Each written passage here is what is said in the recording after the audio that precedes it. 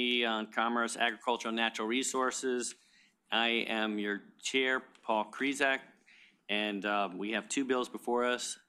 And I am going to first ask the clerk to put up the roll call.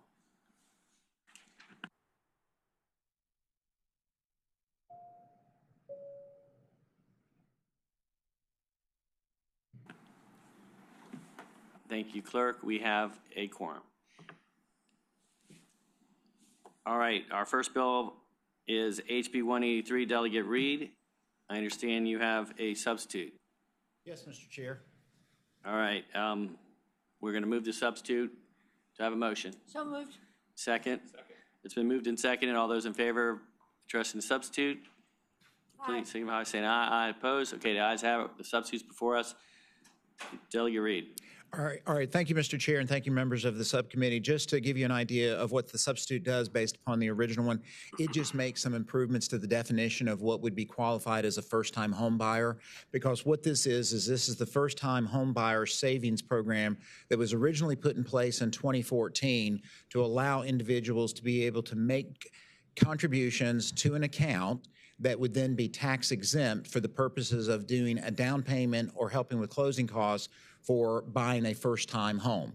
Now, what has happened over the period from 2014 to now is we have reached the point where we have really a significant housing crisis where there are somewhere in the neighborhood of between 200 and 300,000 shortage of housing units across the Commonwealth, and that problem is getting worse every year by about 5,000 additional units. So this is one of the ways to try to address that from a homeowner's point of view, where if you take into account from 2014 to now, the average cost of a median home in the Commonwealth has gone up by 76%, but it has not gone, the amount that can be put towards this account has not changed since 2014.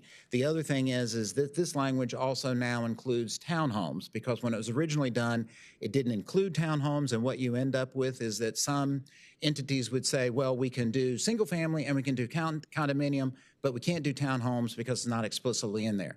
So what we're doing is we're trying to clean up some of the code. We're trying to be able to increase the amounts that you can put towards your first-time home buyer savings program and bring this as one of the tools that we would be able to use to hopefully address the housing affordability and housing ownership crisis that we're facing right now in the Commonwealth. That's the legislation, Mr. Chair and members. Thank you, Delegate. Do we have any questions from the committee? I have one quick one, but do you have any folks here to testify on behalf, or those are just folks who want to testify in general? No? Okay. I just wanted, so it sounds to me what you're trying to do is expand the program. Have you any idea of how expansive this will allow it? I mean, 25%, 30%, something like that? You bring up an interesting question, because if you go from, if you think about, let me just tell you that right now, the median price for a home across the entire Commonwealth, now, of course, for those of that are in Northern Virginia or in some of the other urban areas, but the median price is $401,000. So even at $100,000 that you could put towards this, it's only a 25% down payment. But again, if you're able to put that 25% down, then a $300,000 mortgage means that you would be able to, you would need to be making about $100,000 a year to afford a $300,000 mortgage. So again, this is trying to address a part of the affordability issue. And I know that you and other committees are going to see a lot of these housing affordability issues over the course of the session, but that's where it would, that's what the percentage would be. Thank you, Delegate. Anybody in the audience wish to speak for and support of the bill? Please give us your name and who you represent. Thank you. Good afternoon, Chair and members of the subcommittee. Cassidy Taylor on behalf of the Loudoun County Chamber of Commerce, and we support this bill and thank the patron for bringing it forward. Thank you. Thank you, Ms. Taylor. Anybody else? Anybody wish to speak against the bill? All right, seeing none, do we have any questions, final questions from the committee? Do you have any final words? No, Mr. Chair. Do I have a motion? Mr. Chairman, move to report. Second. It's been moved to report and seconded. It's a substitute, as substituted? As substitute. Okay, thank you, clerk. Will we go up on the board correct? All right, clerk will call the roll or put it up on the board. Thank you.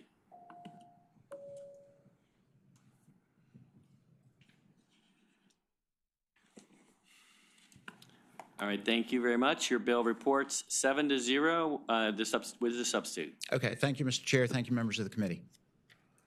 And now we have the second bill, which is HB 363, Delegate Doherty. Mr. Chairman, members of the committee, good afternoon. Thank you for having me here to speak on House Bill 363, and it's related to the Virginia Innovation Partnership Corporation. I want to make clear that this bill has no fiscal impact on the state budget. It will just give Virginia Innovation Partnership the flexibility to use its currently appropriated budget to more easily respond to the research and innovation needs of the Commonwealth. The original language requires all startups and university researchers to have matching funds already in place to access this state appropriated money. In the past, universities used internal accounting and shifting of funds to create these matching funds, but this is becoming more and more challenging as budgets are getting tighter. Entire departments and colleges are refusing to allow any grants that require matching funds or reductions in F&A grants.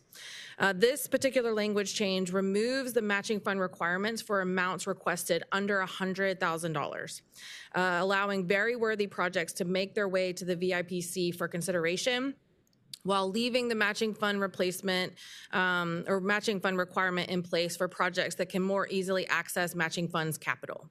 This change will allow for more startup companies and researchers to access additional market success through innovation by getting real-world projects and pharmaceutical drugs to market by changing the unintended bottleneck to appropriated funds created in the original language.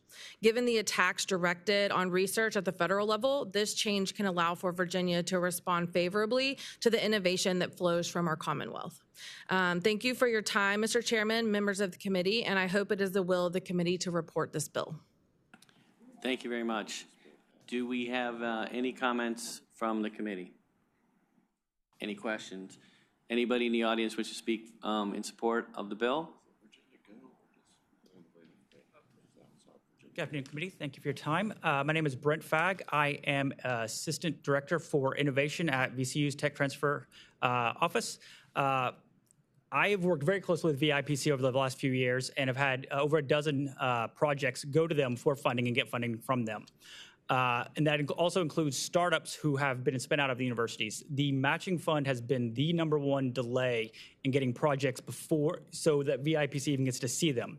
Often, these delays are caused by back-end administrative. As Delegate Doherty said, entire departments like their School of Medicine are saying they just can't make it work for matching funds anymore.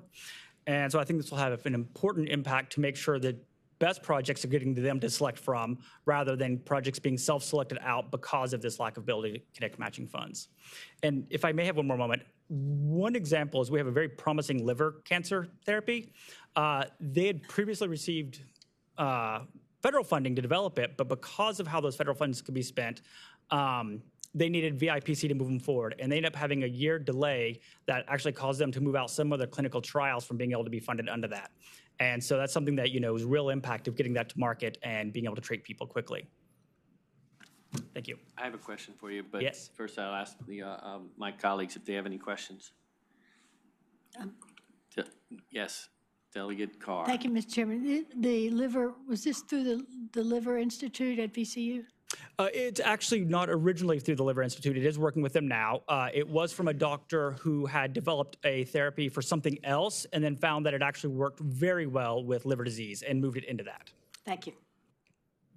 Any further questions? Delegate Lawfer.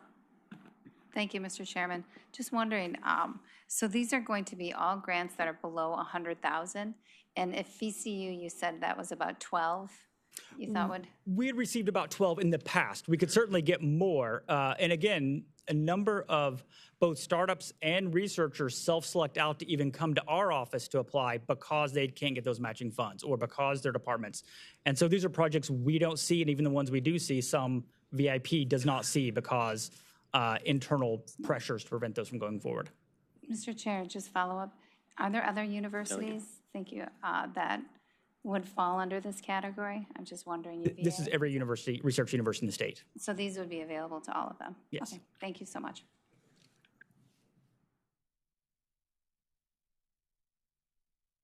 All right, thank you. All right, Delegate Lawfer kind of addressed my question. Good question. So you have the last word, Delegate. Oh, you have somebody else. Go, please come on up. Thank you. Thank you, Mr. Chair and members of the committee. My name is Joe Benevento. I serve as president of the Virginia Innovation Partnership, and just want to express appreciation for highlighting the support from the delegate to support our university commercialization efforts statewide across all R1 and R2 universities. And so we support and look forward to working with the delegate and members as this moves forward. Thank you. Thank you. Okay, before we I need to ask if there's anybody in the audience that wants to speak in support, against. All right, seeing none. Any last questions? Okay, you have the last word, Delegate. Just thank you for consideration of this bill. I appreciate the opportunity to work with you all. Thank you, Delegate. It seems like a good government in expanding the flexibility bill. I commend you on bringing it forward, and good job. Is this your first bill? It is my first bill. And we have a lot more questions. Wait till you get to the floor. No hazing, please. Be ready on the floor. Be ready. When All you're right. ready, I'll make a motion if you want. All right. We have a motion. Go ahead. Delegate Lawfer. I move that we report House Bill 363. It's been moved and seconded to report House Bill 363. All those in favor will vote on the board.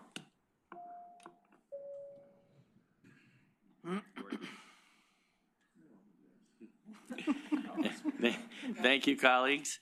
Your bill has passed the subcommittee 7-0. Thank you very much. You do not need to go to the full committee. We'll present the bill for you. Yeah, so, yep. Thank you very much. Good job. Well done. And that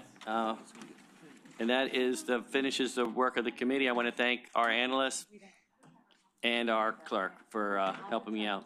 All right. With that, I move. Anybody want to make a motion to adjourn? So moved. It's been moved and seconded. All those in favor? Aye. We are adjourned.